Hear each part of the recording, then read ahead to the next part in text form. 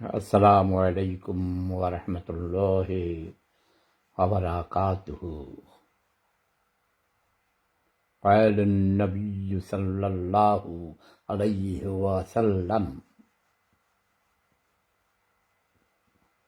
الراشي والمرتشي في النار। তার অর্থ হলো যারা ঘুষ খায় এবং ঘুষ দেয় উভয় জাহান্নামে যাবে, জাহান্নামার খালিদিনা ফিহা।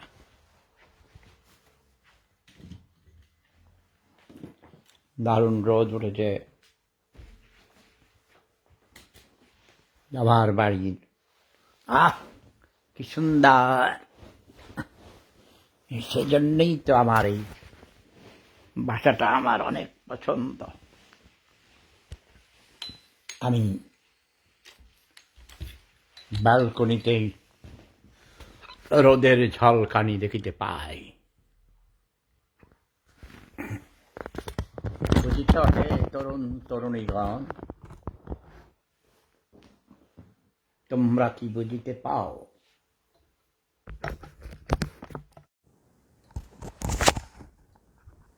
আজ পহেলা রামাদান ইউরোপে। আগামী দিন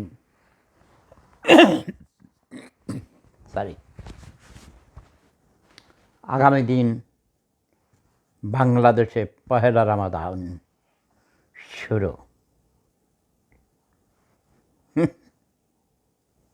আরে আমার 3 নাম্বার বউ দেখি, বড় বউ গরুর গোস্ত কিনতে গেছে। না ছাড়ো, বড় বউ তো দিতে পারে না, ছোট বউ। বড় বউ হাসপাতালে কিডনির ডায়ালিসিস নিতে যাওয়ার কথা। টেলিফোন করেছি, ধরে নাই, মনে হয় ডায়ালিসিস নিচ্ছে। কথা হয়েছিল সকালে একবার।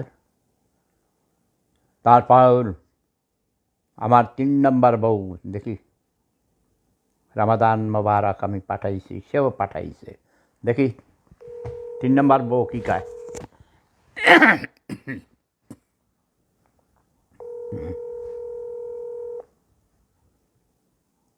সে কি ল কলেজে নাকি আবার? এই গলায় ঠান্ডা লেগেছ কেন? ঘুমিয়েছিলাম দুপুরে খাওয়ার পর। ও, দুপুরের ওষুধ খাওয়ার সময় আমি তো ভুলে গেছি। তোমরা দাঁড়াও। আচ্ছা, লন্ডন থেকে আমার এক ভাই, সিলেটি ভাই, জয়নাল আবেদিন চৌধুরী সাহেব,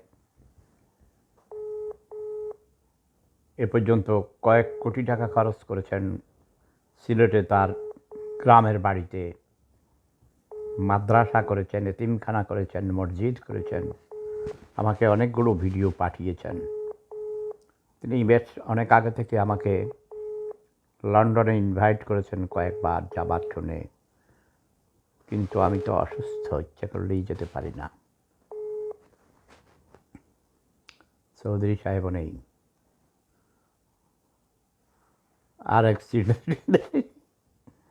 আরেক সিলেটি গায়ক এবং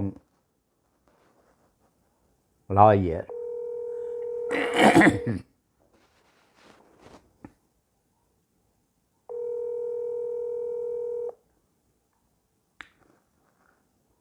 লাভ ইজ পাওয়ার। রামাদান মোবারক।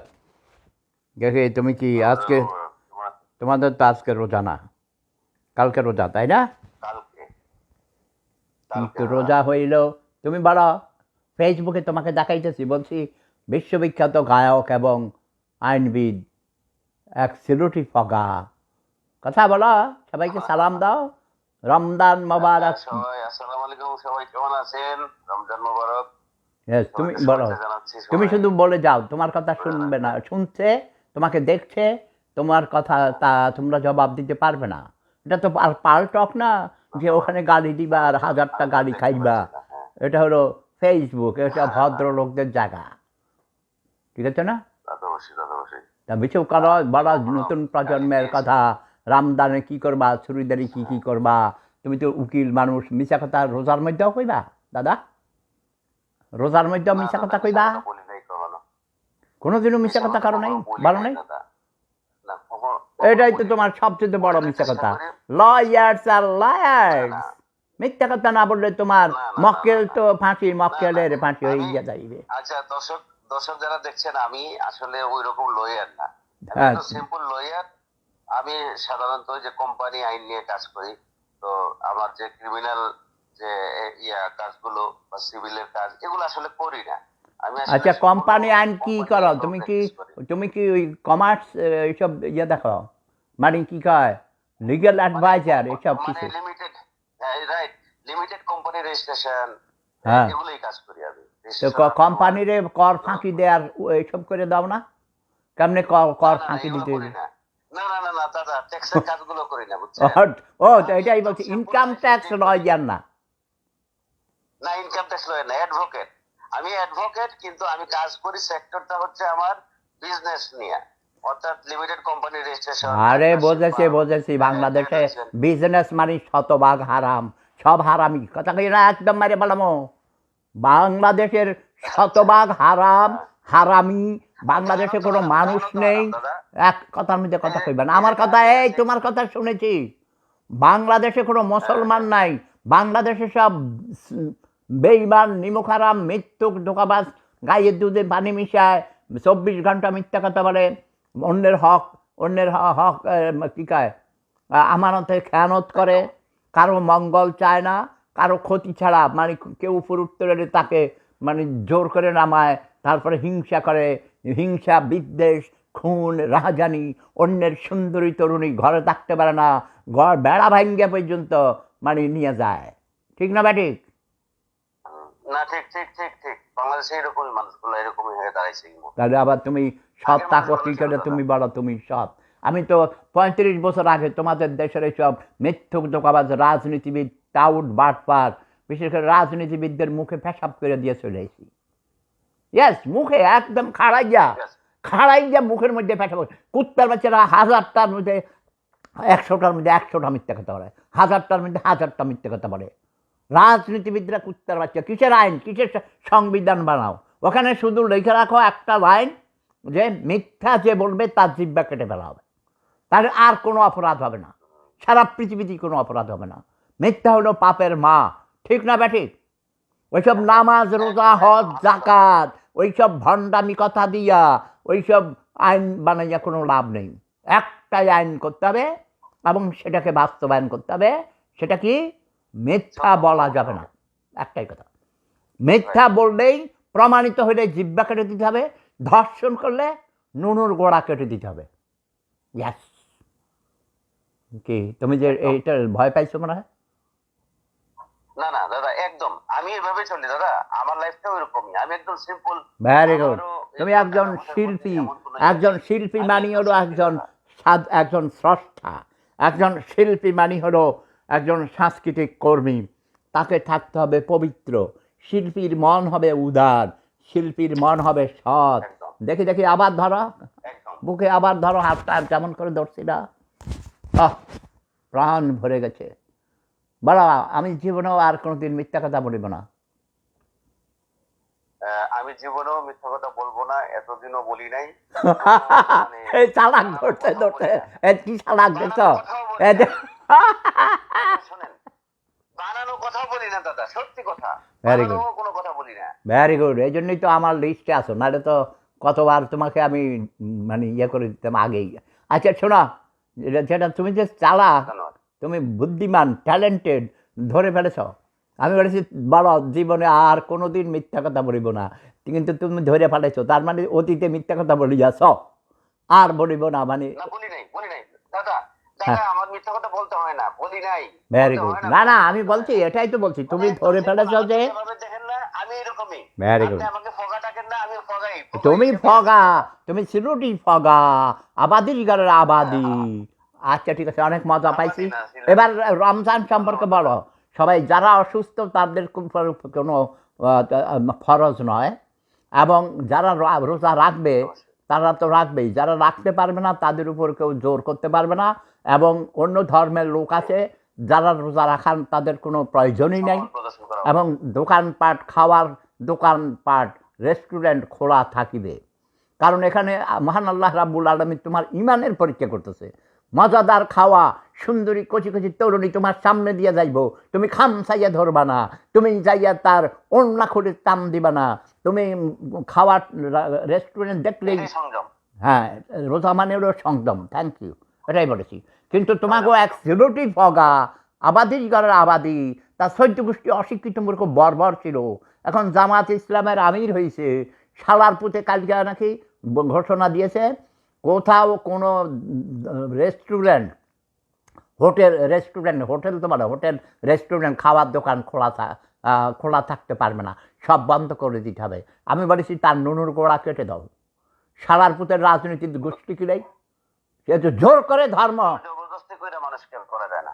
হ্যাঁ, তোমার নীতিবিজ্ঞান কি বলে, তোমার আইন শাস্ত্র কি বলে, কোরআন কি বলে, আমি তোমাকে বলি দাদা, তুমি তো শিক্ষিত ছেলে, একজন লয়ার, কোরআন তো পড়ছো অন্তত, মানে পুরাটা না পড়লেও তো বেশিরভাগ পড়েছো।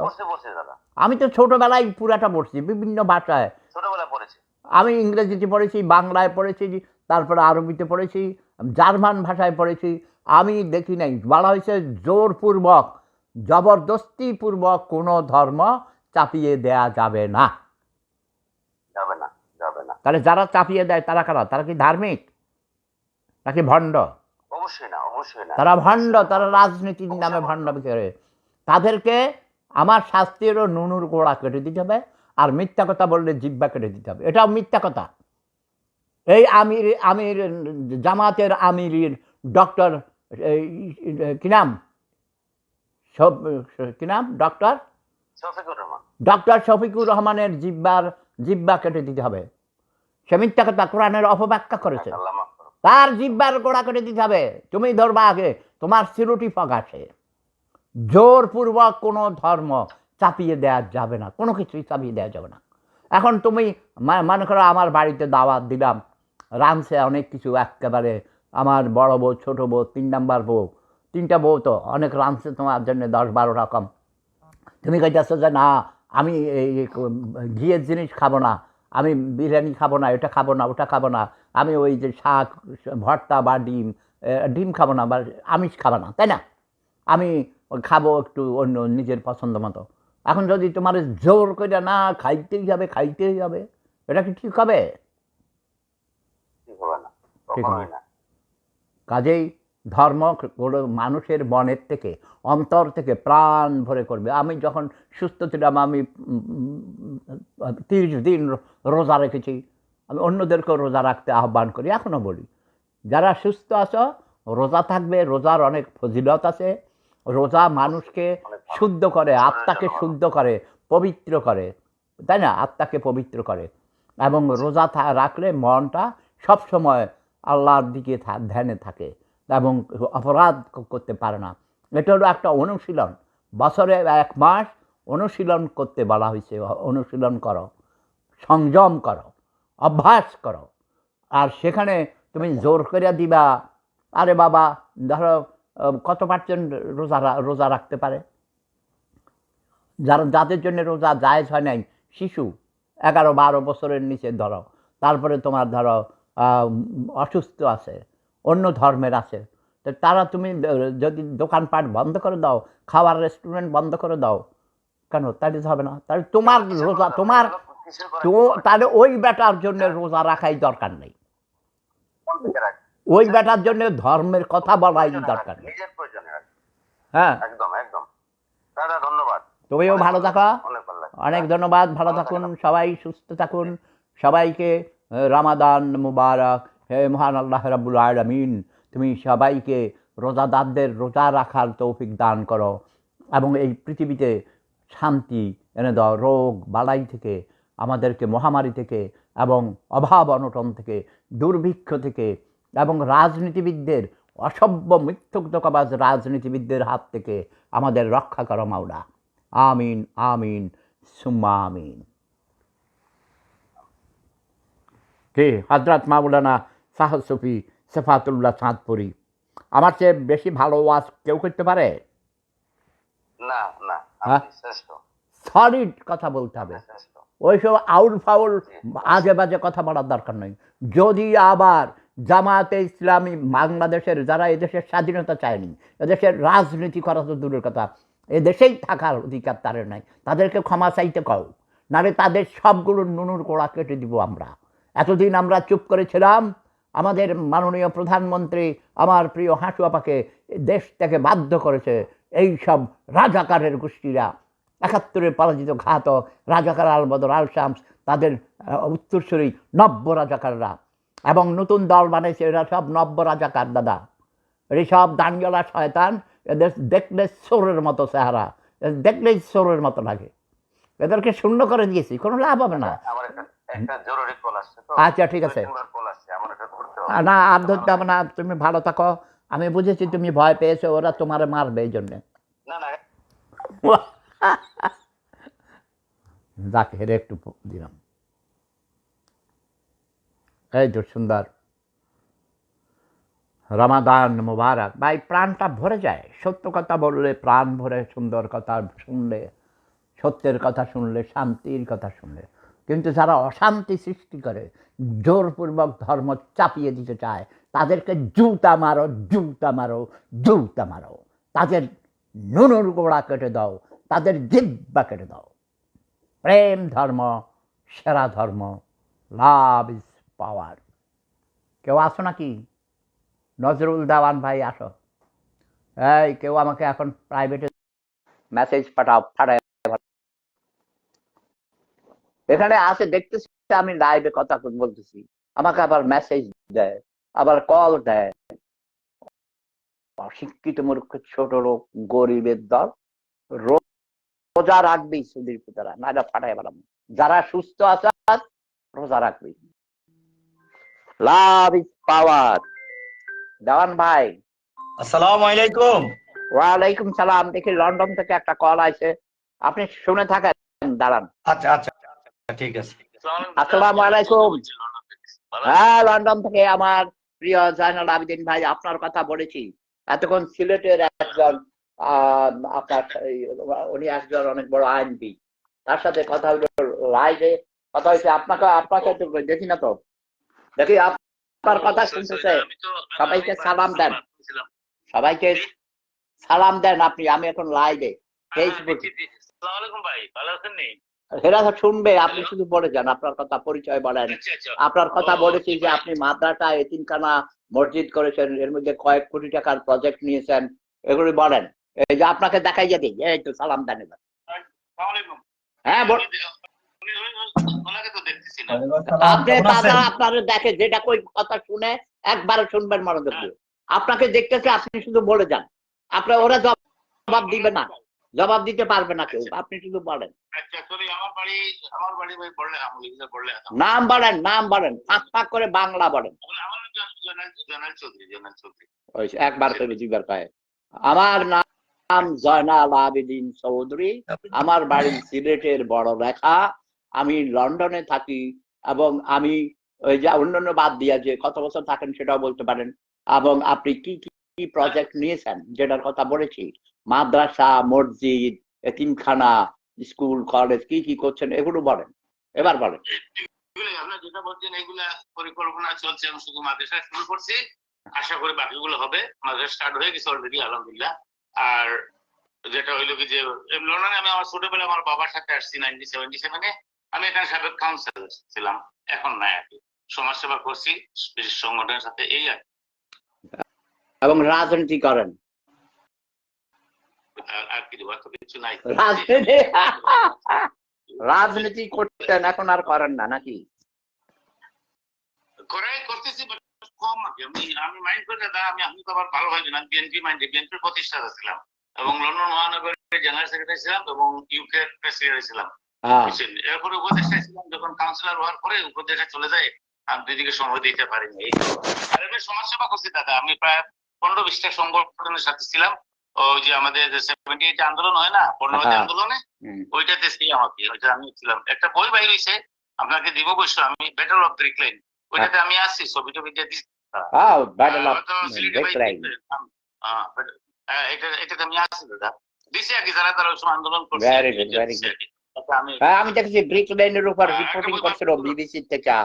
বিবিসি হয়েছে আমার আমার আপন জ্যাঠাতো ভাই মুজিবুর রহমান মিন্টু, বিবিসির সাংবাদিক, সে ব্রিকলেনের উপরে রিপোর্ট করেছে। ওরা তো গেছে আরো অনেক আগে ইংল্যান্ডে। আর আমার ইমিডিয়েট ছোট ভাই, আমার ইমিডিয়েট ছোট ভাই গেছে 66 এ ইংল্যান্ডে গেছে, 66। অনেক আগে। আবার আমার বাবা তো আরো অনেক আগে গেছে, বড় যেটা 120 বছর আগে ইংল্যান্ডে গেছে আমার পরিবারের সিনিয়ররা। বলছেন শোনেন, বলছেন আপনাকে বলি, আপনার মতো করে কাজ করেন, আপনি যেই দল করতে ভালো লাগে সেটা আপনার ব্যক্তিগত স্বাধীনতা। যেই দল করতে ভালো লাগে না, যারা টাউট বাটপার, মিথ্যুক ধোঁকাবাজ, প্রতারক, মানুষের সাথে মিথ্যা কথা বলে ধোঁকা দেয়, তাদের দল করার দরকার নেই। আপনারা করবেন না। এখন দাদা মোটামুটি আছি আর কি, এত ইয়ে নাই, বয়স হতেছে না, শারীরিক সপ্তাহ মিলাইয়া, বুঝছেন নি, এই মালিক এদেরকে আমরাই আছি দাদা, আমরাই টাউনে বেশি ঘুরে ইয়ে করছি। জানি, পরে ওই অন্যরা মাথায় উঠাইয়ে দিলে পরে আর আসল মালিকরে চিনে না। এটা বাঙালির নিয়ম। বাঙালির মতো বেইমান, বেইমান, নিমুখারাম, অশিক্ষিত, বর্বর, ছোট লোক। দাদা জিয়াউর রহমান যখন আসছে, ওনার মিটিং করছি, ম্যাডামের খালেদা জিয়ার মিটিং করছি, আমি স্টেজ দিয়েছিলাম একদম ওনার পিছনে, ওই যে 91 ইলেকশন করার পর আমি করছি। এই সময় একটা শক্তি ছিল দাদা। আর কাউন্সিলর হওয়ার পর বুঝেন না, একটু সত্যি সময় দেওয়া যায় না, ওরা উপযুক্ত রাখছে বুঝছো না। তারপরে এখনো আপনি শুনেন, অন্যায়ের প্রতিবাদ করবেন, আপনি দলবাজি করবেন না। আপনার দল যদি অপরাধ করে তারপরে দেখেন, শেখ হাসিনা আমার আপন বড় বোনের মতো, আমি কি তাকে ছাড়ছি? শব্দ বোমা তাকেও মারছি। আমার কথা, আমি দলবাজি করি না। আমার পরিবার, আমার মামা, মায়ের পুত্র ভাই এমপি ইমানুদ্দিন মিয়া, ভাই একজন চেয়ারম্যান আর বড় ভাই ছিলেন যাদের পাকিস্তানি আর্মি মারছে, আমার 5 জন মামা হইল গিয়া মুক্তিযোদ্ধা। সেটা ব্যাপার না, তখন ছিল তখন এরপরে পরিবর্তনটা করে আর কি, আমরা সবাই আওয়ামী লীগ ছিলাম, একটা কথা নাই। তো ব্যাপারটা দাদা আসলে আমি এখানে আসার পর যে আমি বেশি করে সাংগঠনিক কাজ করছি আমাদের। না, ঠিকই আছে, এটা সামাজিক সংগঠন, সাংস্কৃতিক সংগঠন, এগুলো করতাম। আমি না, আমাদের গ্রুপ মিলে একটা বন্ধু আছে আমার, ভাই সিরাজুল হক সিরাজ, আমার বন্ধু, সহপাঠী, ওই যে বাংলা মেলা করতো না, নাম শুনছি, নাম।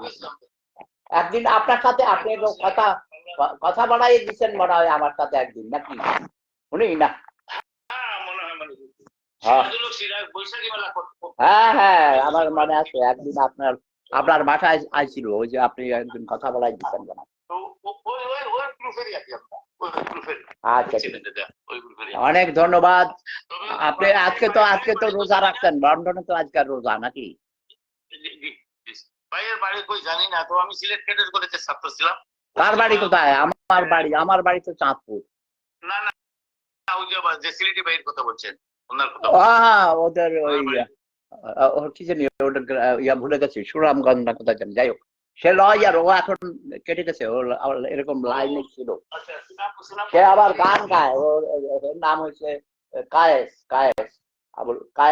একটা পরিবার কবি ছিলেন সুনামগঞ্জের, ওইটা বলছে পাগলাতে, আমার বড় ভাই ছিল, বড় ক্লাসে ছাত্র ছিল, আবু আলম পাশা, পাগলা যে ইয়াসিন মির্জার নাতি। আচ্ছা, মসজিদে খুব নাম করা হতো। আচ্ছা, ঠিক আছে। আপনাদের এখানে, আমাদের ভিয়েনা তো অনেক সিলেটের পরিবার আছে, অনেক ভালো, তারা অনেক পরিশ্রমী, ধার্মিক, সিলেটের মানুষ এমনি খুব ভালো আছে। তো ভালো থাকেন, হ্যাঁ। আচ্ছা, ঠিক আছে, আপনার এগুলো শুনবো।